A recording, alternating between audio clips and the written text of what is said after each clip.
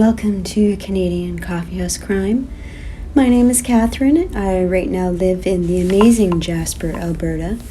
If you're in the area, please stop by, go see some scenery, enjoy the mountains.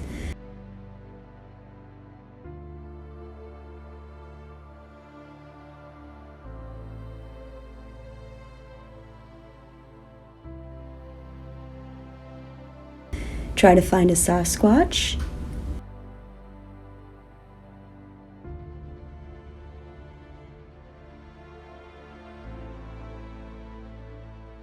Go for a drink in one of the pubs.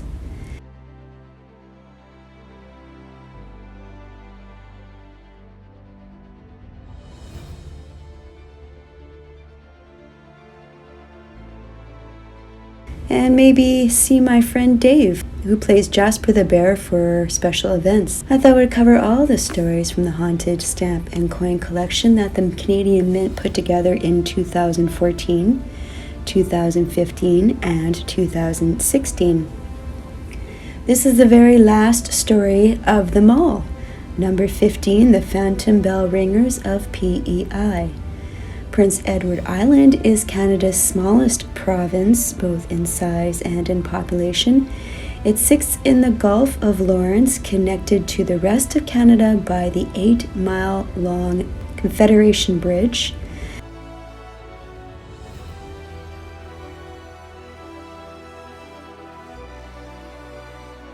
Explorer Jacques Cartier first saw the island in 1534 during his visit to the Gulf. In one sentence, he described the island as the fairest land that may possibly be seen, full of goodly meadows and trees. With its rolling hills and red beaches, time is not tampered with the beauty of Prince Edward Island. Along with its physical charm, the island is known for growing potatoes,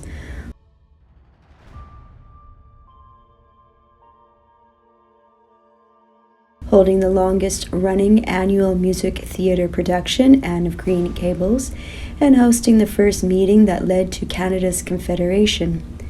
The last public hangings in Charlottetown were 1941. Earl Lund and Fred Phillips were hanged at the Queen's County Jail that was built in 1911. They were charged with the gruesome murder of Peter J. Traynor, an elderly shopkeeper, although both denied it. Charlottetown is named for Queen Sophia Charlotte of Mecklenburg, who lived from 1744 to 1818. At the age of 17, she married King George III. You can check out a rendition of their story on Netflix called Queen Charlotte, A Bridgerton Story. Queen Charlotte may have been England's first biracial royal. Some research shows the Queen was descended from a branch of the Portuguese royal family, believed to have Moorish ancestry.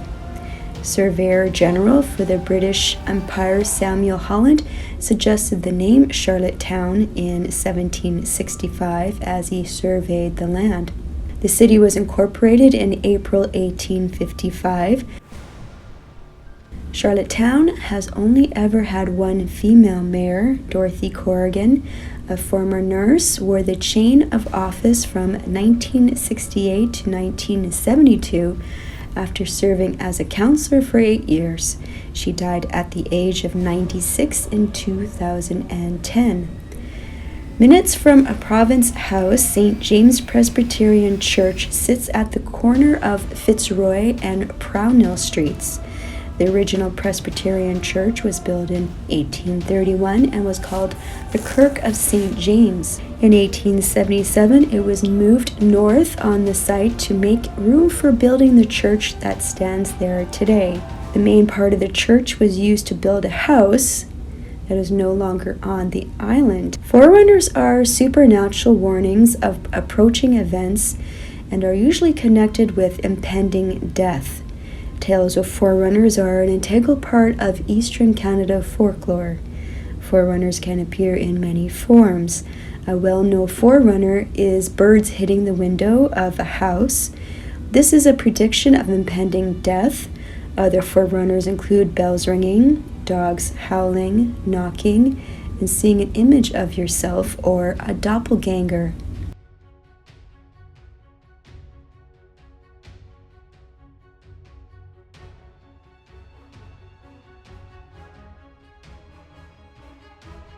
the English poet Percy Shelley, saw his double and told his wife Mary about it. Shortly afterward, he died. While many stories exist in the Maritimes, there's one particular story that happened in 1853. In Charlottetown, on October 7th in 1853, a battered mail steamer was scheduled to sail to Pictou, Nova Scotia at 6 a.m.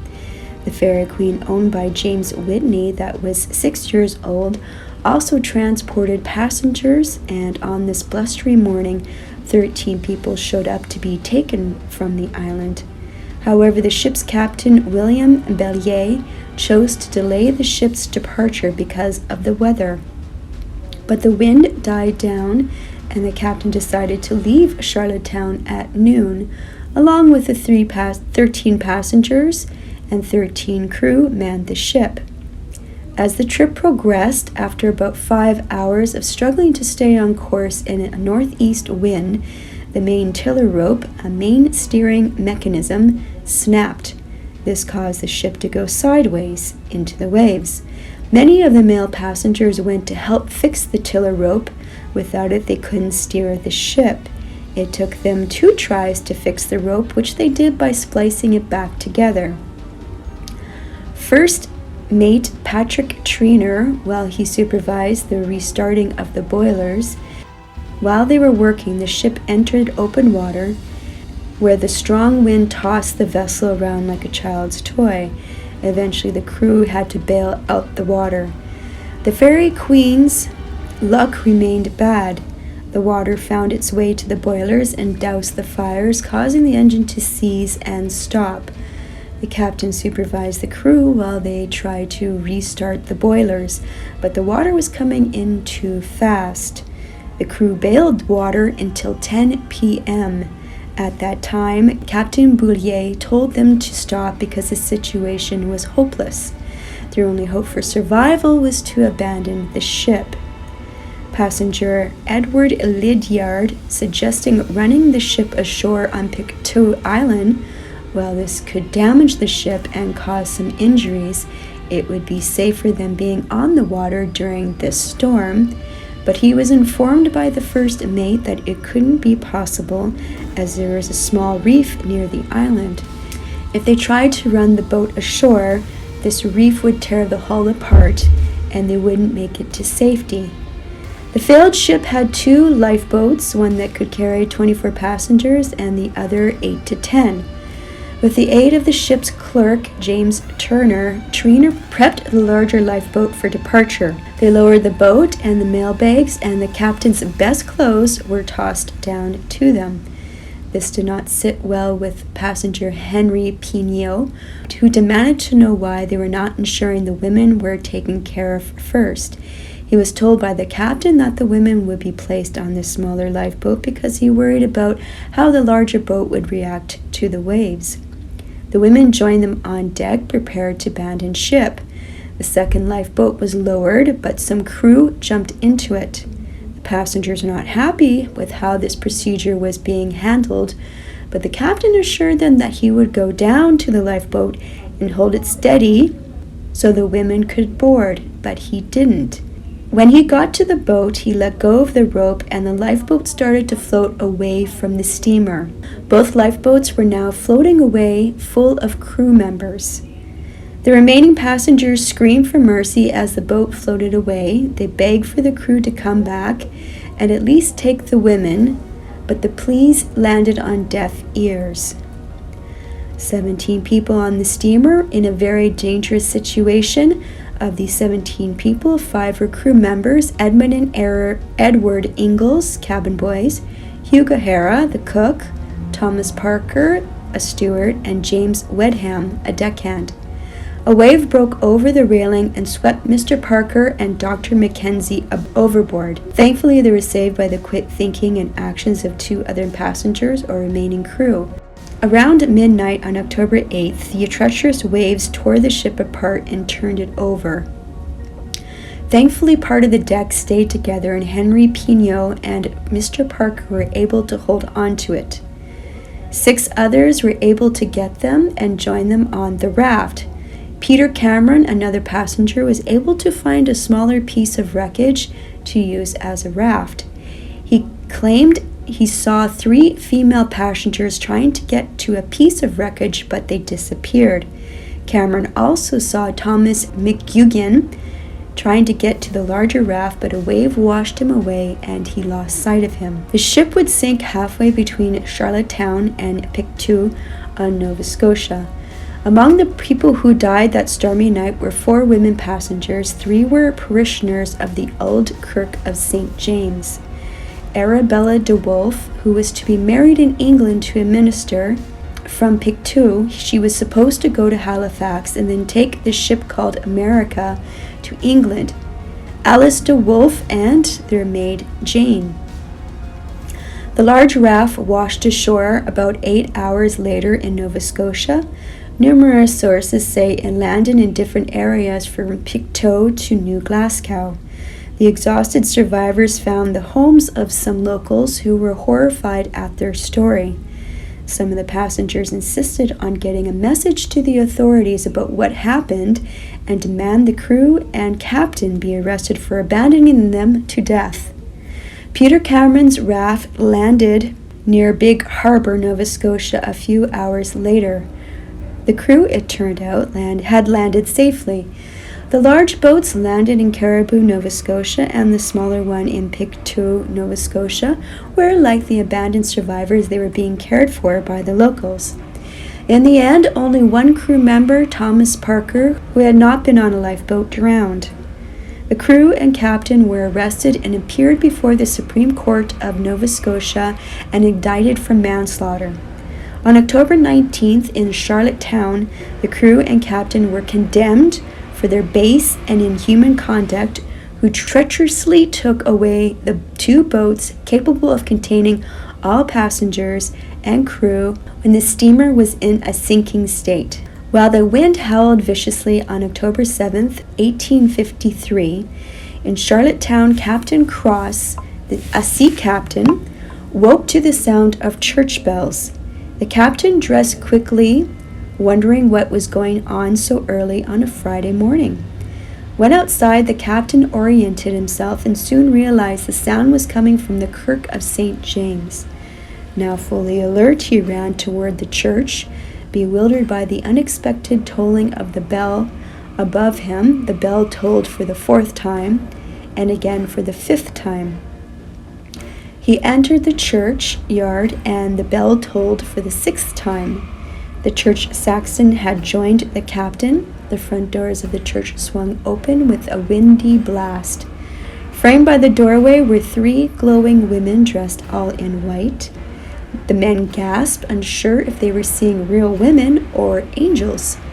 Overhead, the bell tolled for a 7th time, and the doors slammed shut as quickly as they had opened. The men raced to the doors and tugged on the handles, but they were firmly locked. When they peered through the windows, the men saw a glowing woman in white ascending the stairs to the belfry. The sexton's wide eyes were focused on the belfry tower, where another woman looked down. The minister unlocked the door to the church. As they entered the vestibule, they saw no sign of the women that they had seen in the doorway. A quick glance to the church revealed not a living soul. As the man ascended towards the belfry, the bell tolled for the 8th time. They ran up the stairs, determined to confront the culprits and demand an explanation. When they reached the top, they found the belfry empty and the bell rope tied firmly in place, though the metal of the church bell was still vibrating slightly.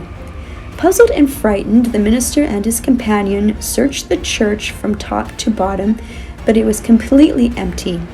As the bell gave no further sign of tolling, the men left the church, mystified by what had happened.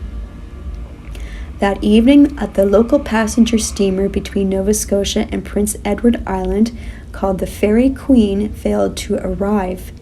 The people of Charlottetown learned a few days later that the ship had sunk, killing the 8 passengers who had boarded her that day. It is said that the bell of St. James Church tolled 8 times on the day of the disaster. thus foretelling the doom of the 5 men and 3 women who would board the Queen ferry later that day. The ghostly women who have visited the Kirk St. James that windy day in October were forerunners. They came as a warning, but was their mission to prevent the death toll or prepare the community for it? Did they ring the bells in a desperate plea to keep the Fairy Queen from sailing? Were they hoping that one of the people who responded, a sea captain, would know well that no vessel should sail in such bad weather? Or were they simply sent as a sign, a mystical way of warning inevitable tragedy was about to occur? We will never know. Thank you very much for watching. My name is Catherine, and this is Canadian Coffeehouse Crime, and this concludes story 5 and the final case of the haunted Canadian mint and stamp collection. I will be going to Winnipeg for a few weeks, and I will be doing a few cases from there. Please feel free to subscribe and like this video as I put out new videos every week. See you in the next case.